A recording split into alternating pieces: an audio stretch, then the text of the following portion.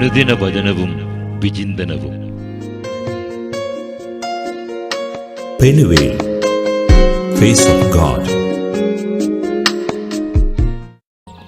മത്തായിയുടെ വിശുദ്ധ സുവിശേഷം അധ്യായം 25, 31 മുതൽ 46 വരെയുള്ള തിരുവചനങ്ങൾ. മനുഷ്യപുത്രൻ എല്ലാ ദൂതന്മാരോടും കൂടെ മഹത്വത്തിൽ എഴുന്നള്ളുമ്പോൾ അവൻ തൻ്റെ മഹിമയുടെ സിംഹാസനത്തിൽ ഉപവിഷ്ടനാകും. അവൻ്റെ മുമ്പിൽ എല്ലാ ജനതകളും ഒരുമിച്ച് കൂട്ടപ്പെടും. ഇടയൻ ചെമ്മരിയാടുകളെ കോലാടുകളിൽ നിന്ന് വേർതിരിക്കുന്നത് പോലെ അവൻ അവരെ തമ്മിൽ വേർതിരിക്കും. അവൻ ചെമ്മരിയാടുകളെ തൻ്റെ വലത്തുവശത്തും കോലാടുകളെ ഇടത്തുവശത്തും നിർത്തും. അനന്തരം രാജാവ് തൻ്റെ വലത്തുഭാഗത്തുള്ളവരോട് അരുളി ചെയ്യും, എൻ്റെ പിതാവിനാൽ അനുഗ്രഹിക്കപ്പെട്ടവരെ, വരുവിൻ, ലോകസ്ഥാപനം മുതൽ നിങ്ങൾക്കായി സജ്ജമാക്കിയിരിക്കുന്ന രാജ്യം അവകാശപ്പെടുത്തുവിൻ. എന്തെന്നാൽ എനിക്ക് വിശന്നു, നിങ്ങൾ ഭക്ഷിക്കാൻ തന്നു. എനിക്ക് ദാഹിച്ചു, നിങ്ങൾ കുടിക്കാൻ തന്നു. ഞാൻ പരദേശിയായിരുന്നു, നിങ്ങൾ എന്നെ സ്വീകരിച്ചു. ഞാൻ നഗ്നനായിരുന്നു, നിങ്ങൾ എന്നെ ഉടുപ്പിച്ചു. ഞാൻ രോഗിയായിരുന്നു, നിങ്ങൾ എന്നെ സന്ദർശിച്ചു. ഞാൻ കാരാഗൃഹത്തിലായിരുന്നു, നിങ്ങൾ എൻ്റെ അടുത്ത് വന്നു.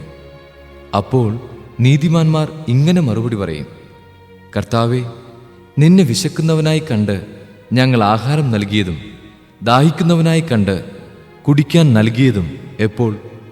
നിന്നെ പരദേശിയായി കണ്ട് സ്വീകരിച്ചതും നഗ്നനായി കണ്ട് ഉടുപ്പിച്ചതും എപ്പോൾ?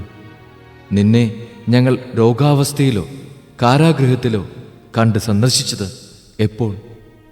രാജാവ് മറുപടി പറയും, സത്യമായി ഞാൻ നിങ്ങളോട് പറയുന്നു, എൻ്റെ ഏറ്റവും എളിയ ഈ സഹോദരന്മാരിൽ ഒരുവന് നിങ്ങളിത് ചെയ്തു കൊടുത്തപ്പോൾ എനിക്കു തന്നെയാണ് ചെയ്തു തന്നത്.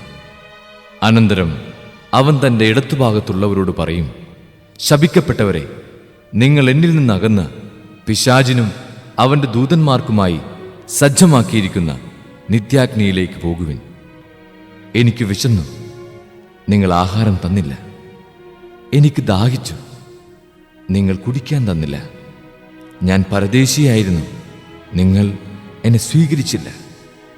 ഞാൻ നഗ്നനായിരുന്നു, നിങ്ങൾ എന്നെ ഉടുപ്പിച്ചില്ല. രോഗാവസ്ഥയിലും കാരാഗൃഹത്തിലുമായിരുന്നു, നിങ്ങൾ എന്നെ സന്ദർശിച്ചില്ല. അപ്പോൾ അവർ ചോദിക്കും, കർത്താവേ, ഞങ്ങൾ നിന്നെ വിശക്കുന്നവനോ ദാഹിക്കുന്നവനോ പരദേശിയോ നഗ്നനോ രോഗിയോ കാരാഗൃഹത്തിൽ കഴിയുന്നവനോ ആയി കണ്ടതും നിനക്ക് ശുശ്രൂഷ ചെയ്യാതിരുന്നതും എപ്പോൾ?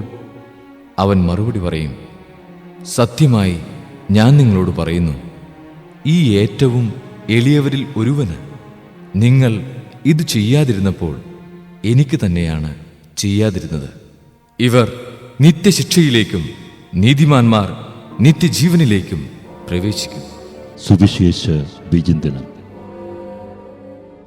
പ്രത്യാഗമനത്തോടനുബന്ധിച്ചുള്ള അന്ത്യവിധി വിവരണം വിശുദ്ധ മത്തായിയുടെ സുവിശേഷത്തിന് മാത്രം സവിശേഷതയാണ്. ക്രൈസ്തവ ജീവിത ലക്ഷ്യം, അതിൻ്റെ ഫലദായകത്വം, വിധിയുടെ മാനദണ്ഡം, വിധിയുടെ അനന്തരഫലങ്ങൾ എന്നിവയാണ് വിവരണ വിഷയമായിരിക്കുന്നത്. മനുഷ്യർ ചെയ്യുന്ന ജീവകാരുണ്യ പ്രവൃത്തികൾ ദൈവസന്നിധിയിൽ എത്രമാത്രം വിലപ്പെട്ടതും സ്വീകാര്യവുമാണ് എന്നതാണ് വചനഭാഗം ഉയർത്തിപ്പിടിക്കുന്ന സന്ദേശം. എന്നാൽ നീതിമാന്മാരുടെ പ്രതിഫലം ലഭിക്കാൻ ജീവകാരുണ്യ പ്രവൃത്തികൾ മാത്രം മതിയെന്ന വിവക്ഷ ഇല്ലതാനും. ജീവിത വിശുദ്ധിയും വിശ്വസ്തതയും മുറുകെ പിടിച്ചുകൊണ്ട് തന്നെ അവഗണിക്കപ്പെട്ടവരിലേക്കും ആലംബഹീനരിലേക്കും ക്രിസ്തു സ്നേഹം ഒഴുക്കണം. പരമാവധി നന്മ പരിപൂർണതയിൽ പാവപ്പെട്ടവർക്കായി ചെയ്യുമ്പോൾ നാമും അനുഗ്രഹീതരാകും. ക്രിസ്തുവും പാർശ്വവൽക്കരിക്കപ്പെട്ടവരും ഒന്നാകുന്ന പുതിയ നിയമ ദർശനം അല്ലെങ്കിൽ പാർശ്വവൽക്കരിക്കപ്പെട്ടവരിൽ ക്രിസ്തുവിനെ കാണണം എന്ന ആധ്യാത്മിക ആഹ്വാനം ദൈവരാജ്യത്തിൻ്റെ പരമോന്നത പുണ്യമായി നിലകൊള്ളുന്നു.